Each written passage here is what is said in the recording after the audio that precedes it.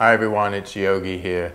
Now, a question I get from many of you is, how do I tell when I'm hiring somebody who's going to guide me in health and spirituality, what am I looking for?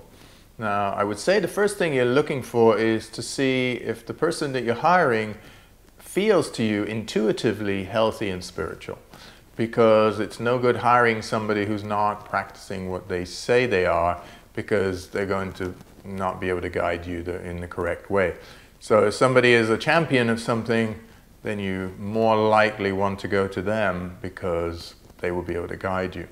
Now, the few steps are looking at them. If you can see them in person, looking at their eyes, seeing if they're healthy, if they seem to be, of a good nature, because to do this kind of work is not like being a stockbroker or, say, a businessman, because here, in a healthy way, in spirituality and health, you're leading people down a certain path. Now, that path, we don't always know what's down that path, but we do know there's some protocol to it. Now, the protocol is that we live in a certain way that's healthy. So we don't smoke, we don't drink, we don't do excessive things. So we are the example of health. So if you come to me, for example, I can show you what that road looks like. Spirituality is the same thing, because nobody can make you more spiritual, but they can guide you down a certain path which brings out that spirituality in you.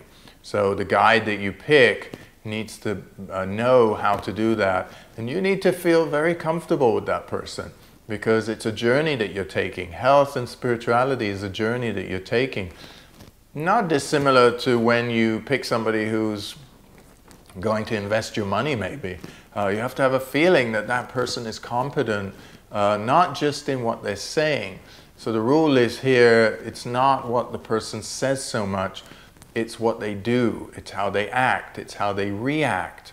All of these things matter, because it's easy for everybody to sit around and say nice things and to be acting spiritual or healthy, but are those people actually living that way? Do you feel that they're living that way?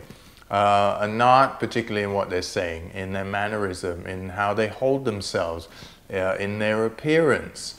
So it's got a lot to do with who you are and how you perceive things, how you pick people. Another big thing is, if you're not attracting the right people, don't get frustrated.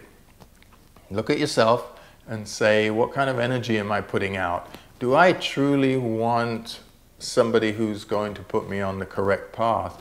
Because a lot of times what happens is, you do find somebody who's truly authentic, but they tell you things that you don't want to hear. So you rebel against it, or you don't do what they say, although they're very authentic in what they're saying.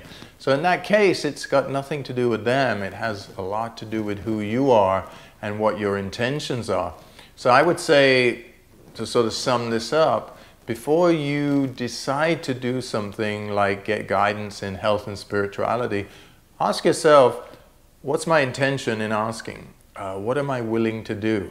Am I willing to take those steps? Because if I'm told to sleep earlier, eat certain foods, am I willing to do that?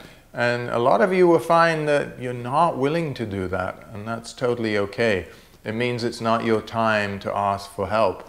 But for those who are, if you're doing this and you're going to take the first steps begin with you, not with the other person. Because the person that you're going to be asking for guidance may say a lot of things you don't want to hear. So make sure you're ready for it. Namaste.